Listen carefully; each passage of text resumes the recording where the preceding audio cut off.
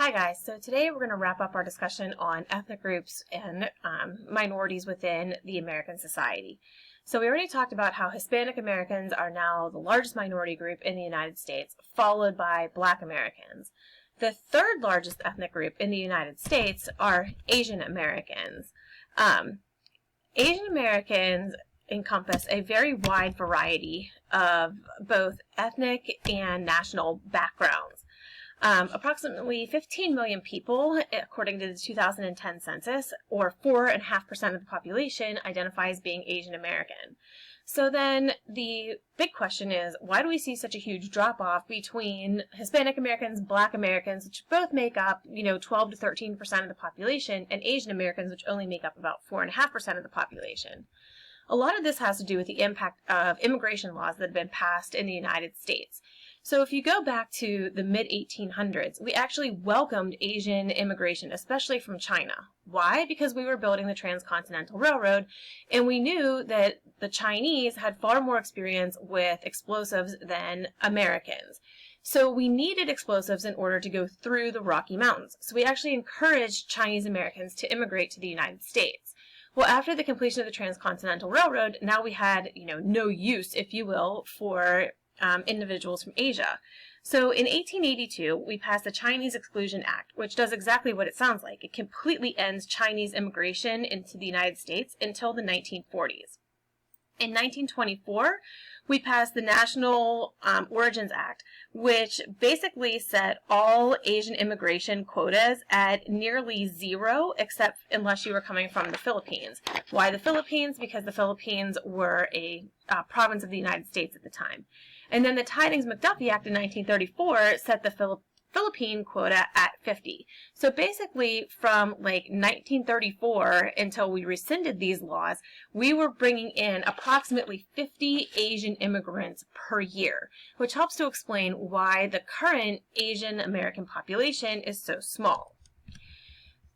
Asian Americans are oftentimes referred to as the model minority because it is believed that they encompass the United States way of life, if you will, more so than any other group out there. Why? Because they vastly embrace our educational system.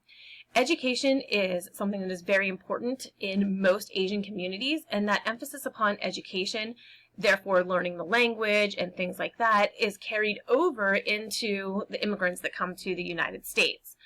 However, what this does do, though, is it downplays the economic and societal hardships that these groups face. There have been anti-Asian laws that were passed, discrimination that's taken place, open violence, etc. We have not welcomed Asians into this country with open arms. We also have a tendency to blur the differences between different national groups, which can be highly insulting. To refer to everyone as Chinese or Japanese disregards the type of historical events that have transpired between these various different nations. So we should always make sure to refer to these individuals as Asian and not of a specific country of origin. Recent immigrants find it difficult. There's a significant language barrier. There's really nothing in common between English and most of the Asian languages that are spoken. We also, see that there is discrimination. Many find themselves, even though they might be very educated in their home country, only qualifying for low-paying jobs here in the United States. However, with the focus on education, the next generation oftentimes does significantly better. So we see a lot of intergenerational mobility with Asian Americans. The next group we're going to talk about are Native Americans. Native Americans, there are only about 2.9 million people in the United States that identify as being Native Americans. Today, the preferred term is actually American Indians. This is the most poverty-stricken minority group in the entire United States. Please keep in mind that although American Indians were clearly here before any white individuals, they were not granted citizenship until 1924. A quarter of those who identify as being American Indian live below poverty level. That is even higher on reservations, where as much as 50% or more identify as living below poverty level.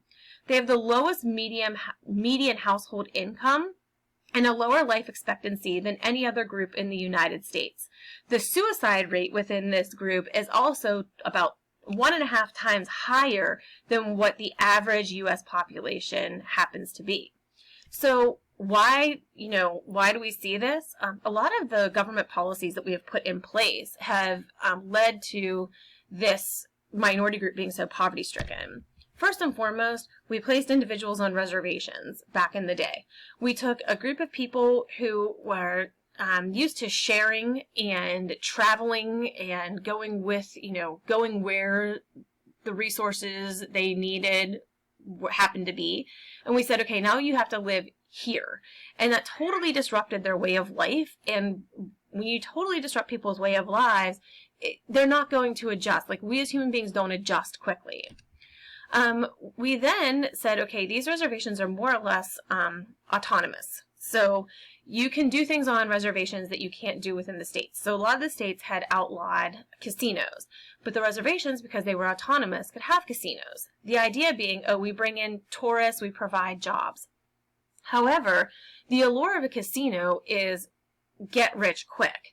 So the individuals who are most inclined to go to casinos are those who need money and don't really see any other way of being able to obtain it other than a lucky break in a casino. Let's be very clear. The casino always wins. If the casino didn't always win, then the casino would no longer exist. So you place this, get rich quick dream right in the middle of individuals where 50% or more are living in poverty. It was those individuals who were oftentimes going to the casinos and losing their money. So it didn't work out quite the way we envisioned. Last, we'll talk about white ethnics. White ethnics really immigrated to the United States between the mid-1800s through the early 1900s. This included individuals from Ireland, Poland, France, and Greece.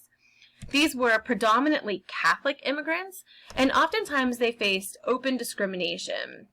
Why did they face open discrimination? It was based on both cultural and economic concerns. So essentially during this time period, the worldwide economy was not doing that well. So those individuals who came here, we did not really have the jobs available. And we talked earlier about how anytime you're facing economic hardship, you see prejudice and discrimination increase significantly. We felt that these individuals didn't speak the language, didn't have the skills that were necessary, and came with no money, and therefore should not be readily accepted into culture. That's why you could see signs up in different stores saying help wanted, no Irish need apply, help wanted, no Polish need apply, things like that. What's interesting is that these white ethnics did two opposite things basically at the same time. First of all, they rapidly assimilated to existing American culture.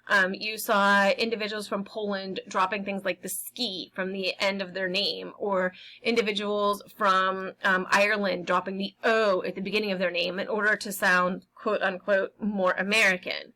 However, at the same time, they also congregated in ethnic neighborhoods. Like, why do you think Pittsburgh has Polish Hill? That's where a bunch of individuals from Poland lived with one another or next to one another, and therefore they could keep their cultural heritage alive. Today we are actually kind of in more of like an ethnic roots type of movement, especially with the advent of different DNA testing and stuff like that. People want to know where they came from. They want to know what their story is. So the next time we get together, we're going to talk about the difference between sex and gender and the impact of sexism. Stay safe, my friends.